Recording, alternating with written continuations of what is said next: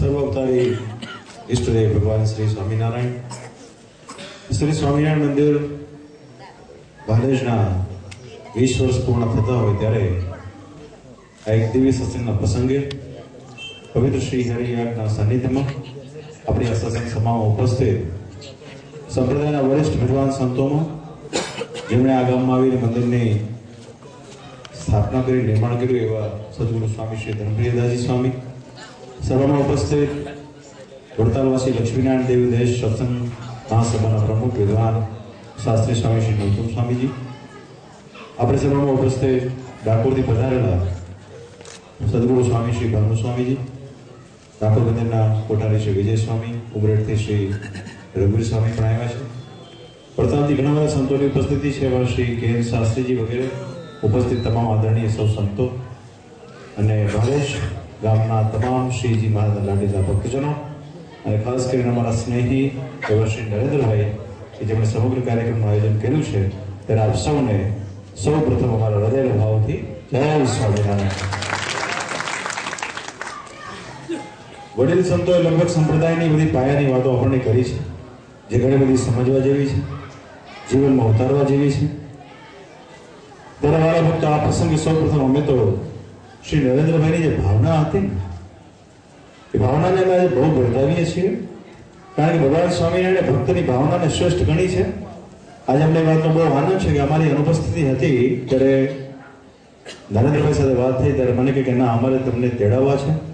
તમે ગાદી પર આરૂઢ થયા ત્યારથી લઈને આજ પર્યંત સુધી ભાલેજ ગામમાં આપનું આવવાનું થયું નથી, માટે આ પ્રસંગે મારે ખાસ તેડાવવા છે. કારણ કે આથી 10 વર્ષ પૂર્વે અમારા પિતાશ્રી આ સત્સંગની અંદર બધી બહુ પાયાની સેવા કરી હતી ને શ્રીજી મહારાજની કૃપાથી અમને આ તક મળી છે. ત્યારે એમની ભાવનાના કારણે આજે અમે આવ્યા છીએ. અમને આજે અહીં આવીને બહુ આનંદ થયો છે. નરેન્દ્રભાઈની ભાવના બહુ ગૌરવાવ્યો છે. નવતુમ સ્વામીજીએ પોતાના પ્રવચનમાં જણાવ્યું કે લક્ષ્મીનારાયણ દેવ ગાદીના નિષ્ઠાવાન ભક્તો તો છે જ, પણ એમનામાં જે નિર્માનીપણાનો ગુણ છે એ ગુણ બહુ બધાને સ્પર્શી જાય એવું છે. અમેરિકા સ્થિર થયા છે બંને ભાઈઓ. સત્સંગનો એટલો બધો પક્ષ રાખ્યો છે કે ત્યાં ન્યૂ જર્સીમાં સમરસેટ વિસ્તારમાં આપણું વડતાલ ધામનું બહુ સરસ મજાનું મંદિર છે. ત્યાં હરિકૃષ્ણ મહારાજની સ્થાપના થઈ છે. એ મંદિરની અંદર આખો પરિવાર કિચનની જે સેવા કરે છે એ એટલી બધી પાયાની સેવા છે અને મહેમાનીજીની સેવા કરે છે.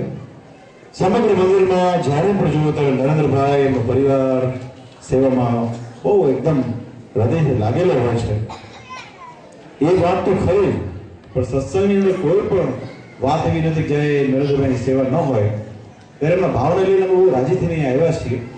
અને બીજું કે અમારી પર એક જેમ અમારા 2 હજુરી પાર્ષદો અહીંયા ઉપસ્થિત છે ને સભામાં, એમ અમેરિકામાં જ્યારે અમારી સાથે પાર્ષદો ન હોય ને ત્યારે પાર્ષદની ભૂમિકા પણ અમારા નરેન્દ્રભાઈ ભજાવે છે.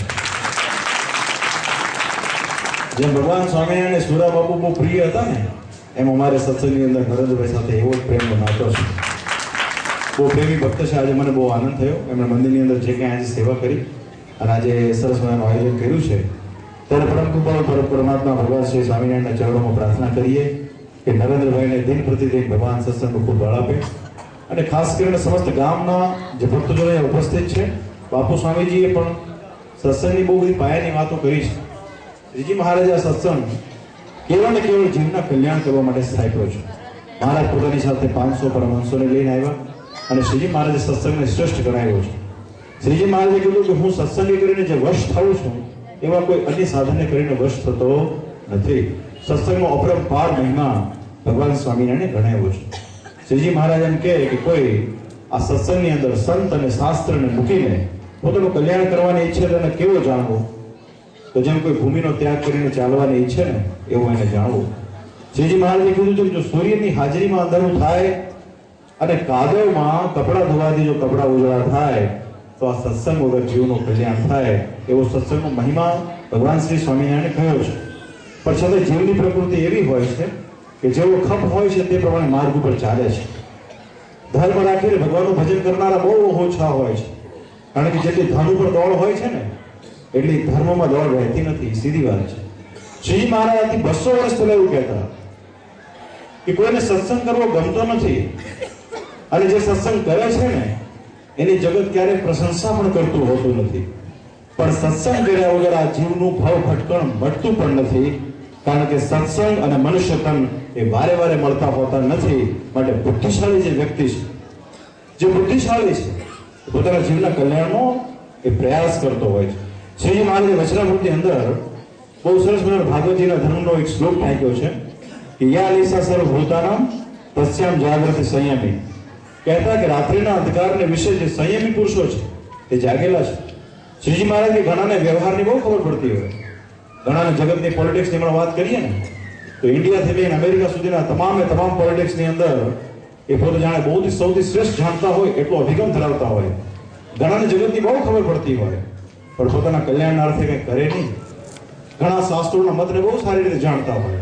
તમે વેદ વિશે પૂછો, પુરાણ વિશે પૂછો, રામાયણ વિશે પૂછો, ભાગવતજી વિશે પૂછો, બહુ સારી રીતે પોતાનો અભિપ્રાય આપી શકતા હોય પણ પોતાના જીવના કલ્યાણના અર્થે કંઈ કરે નહીં. ત્યારે શ્રીજી મહારાજે એમને બુદ્ધિશાળી તો ગણાવ્યા છે પણ જાડી બુદ્ધિવાળા ગણાવ્યા છે. અને જેને જગત જાડી બુદ્ધિવાળો ગણે છે ભગત નહીં, કે જે કેવળ ને કેવળ પોતાના કલ્યાણના અર્થે આ સત્સંગમાં કાર્ય કરે છે, ભગવાન એને અતિશય બુદ્ધિશાળી ગણાવ્યો છે. માટે વાલા ભક્તો, આ ટકોર એટલા માટે સંતોએ કરી છે. એક તો આપણું જીવન બહુ અલ્પ હોય છે, આપણી અલ્પ બુદ્ધિ હોય છે, આપણા પ્રયાસમાં એવી દ્રઢતા હોતી નથી. ત્યારે આજે સત્સંગ મળ્યો છે ને ત્યારે ખરેખર નિર્માની થઈ નિષ્કપટ ભાવથી ભગવાનને ભજી લેવા એ તમામ સંતોનો મત. આ ગામની ઉપર મહારાજની તો કૃપા છે જ. આપણા યોગી વર્ય સદગુરુ શ્રી ગોપાળાનંદ સ્વામીના પણ ચરણારવિંદ આ ગામમાં પડ્યા છે. ગામ બહુ ભાગ્યશાળી છે. ત્યારથી આજ પર્યંત સુધી તમામ સંતોએ આ ગામના સત્સંગની જાળવણી કરી છે. વખત સમયના ઘસારા પ્રમાણે સત્સંગમાં ક્યાંક ઘસારો જોવા મળતો હોય છે. ત્યારે આવા યજ્ઞાદિના પ્રસંગે સંતોએ આવીને જે કાંઈ વાણી કરી છે ત્યારે મને તો વિશ્વાસ છે કે નિજ મંદિરમાં વિરાજમાન રાધાકૃષ્ણ દેવ અને ભગવાન શ્રી સ્વામિનારાયણની કૃપા દ્રષ્ટિથી આ ગામમાં ફરી એક વખત સત્સંગની અતિશય વૃદ્ધિ થશે એવી અમને પૂરી શ્રદ્ધા છે. અને અમે એના માટે શ્રી નરેન્દ્રભાઈના પ્રયાસને ખૂબ ખૂબ બિરદાવીએ છીએ. ભગવાનના ચરણોમાં પ્રાર્થના કરીએ છીએ કે એમણે જે ભાવથી આ કાર્યક્રમનું આયોજન કર્યું છે ત્યારે એમનો ભાવ પણ પૂર્ણ થાય. આપસો ભક્તોના જીવનમાં પણ ભક્તિની ખૂબ વૃદ્ધિ થાય. સરસ મજાના ગામમાં વચ્ચોવચ મંદિર છે, અહીંથી પસાર થઈએ ને તો પણ ઠાકોરજીના દર્શન થાય. કદાચ બહુ વ્યસ્ત રહેવાતું હોય ને તો પણ એવો સંકલ્પ કરવો કે મંદિર પાસેથી પસાર થઈએ ત્યારે ચોક્કસ દ્રષ્ટિથી છે ને ભગવાનને સંભાળીએ, ભગવાનને યાદ કરીએ અને ભગવાનના આશીર્વાદ પ્રાપ્ત કરતા રહીએ એવી ભાવનાથી તમે બધા આગળ વધશો એવી મને પૂરી શ્રદ્ધા છે. અંતમાં ઉપસ્થિત તમામ ભક્તોની ઉપર ભગવાન શ્રી સ્વામિનારાયણની કૃપા દ્રષ્ટિ કાયમ ઉતરતી રહે. આપ સૌને સત્સંગમાં ભગવાન ખૂબ ફળ આપે, ખૂબ આપણાથી સારા કાર્યો થાય. આપણા જીવનમાં હંમેશા નિર્માનીપણાનો ગુણ આવે. કારણ કે નિર્માનીપણાનો ગુણ એવો છે કે અનંત ગુણ હોવા છતાં જો નિર્માનીપણાનો ગુણ નહીં હોય ને તો એક પણ ગુણ શોભવાનો નથી.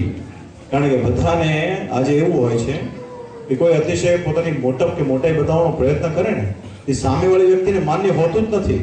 કારણ કે સામેવાળો પણ કોઈ પોતે મોટો કોઈ નાનો છે એવું માનતો જ નથી. ત્યારે નિર્માની જે ભક્ત હોય છે ને એની પર સહેજે ભગવાનની કૃપા ઉતરે છે.